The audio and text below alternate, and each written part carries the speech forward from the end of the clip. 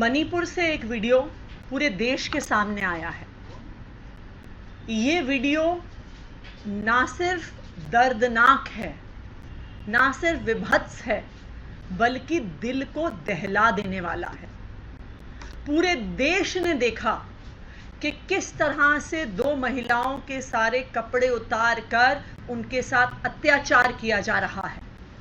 ऐसा व्यवहार किया जा रहा है शायद इंसान जानवरों के साथ भी ना करे। लेकिन भारतीय जनता पार्टी आज तक 3 मई से मणिपुर में हिंसा शुरू हुई, आज तक जब तक ये वीडियो पूरे देश के सामने नहीं आया, मणिपुर में हो रही ये हत्याएं, मणिपुर में हो रही हिंसा, मणिपुर में हो रहे बलात्कारों पर कोई भी एक्शन नहीं ले रही है।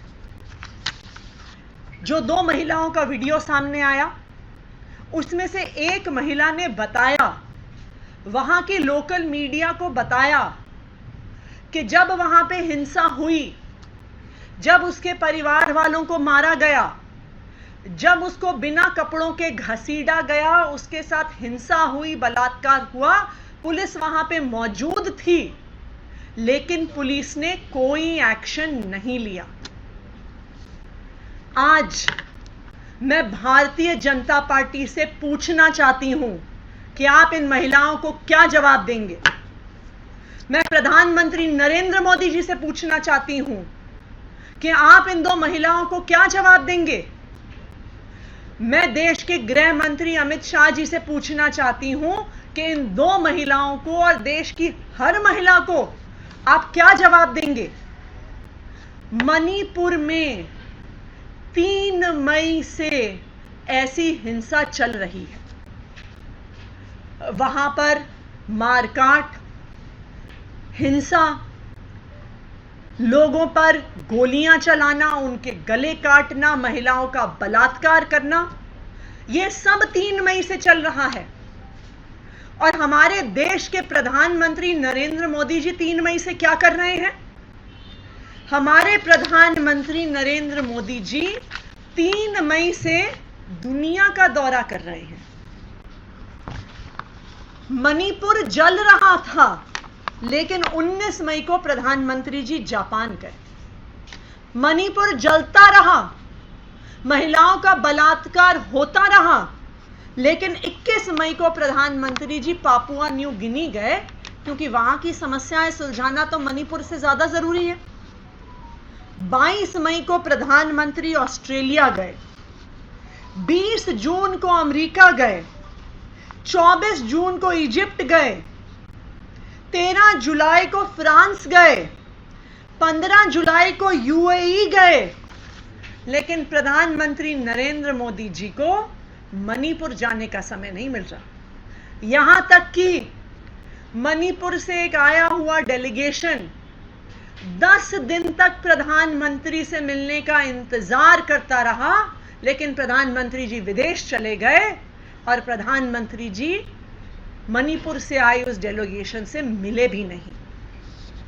मैं आज प्रधानमंत्री जी से पूछना चाहती हूं कि अगर आज इस देश की बेटियों के साथ हिंसा हो रही है, अगर देश की बेटियों के साथ ऐसे दिल को दहलाने वाली हिंसा हो रही है, उनके साथ बलात्कार हो रहा है, तो क्या आपकी जिम्मेदारी नहीं है?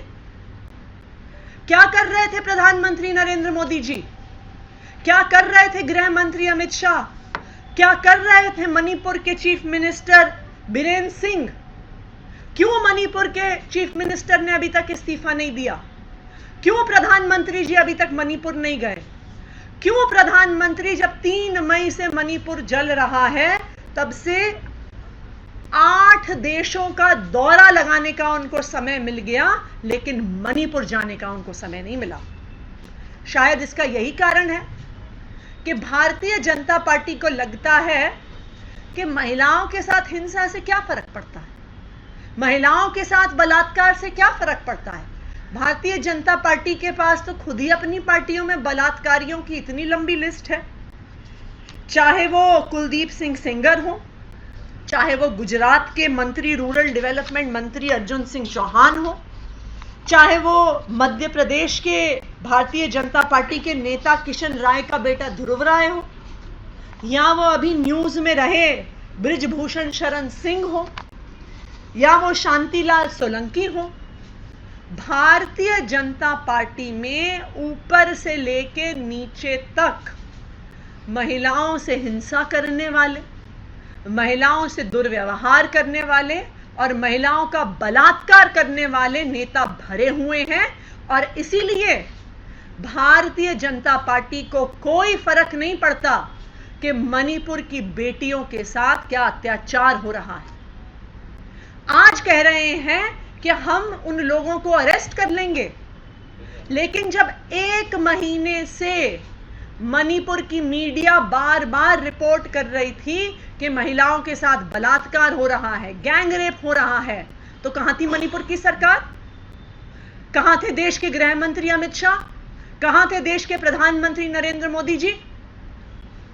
आज देश की बेटियों की तरफ से, देश की महिलाओं की तरफ से मैं प्रधानमंत्री नरेंद्र मोदी जी को कहना चाहूंगी कि आपको देश की बेटियों को जवाब देना होगा, मणिपुर की बेटियों को जवाब देना होगा।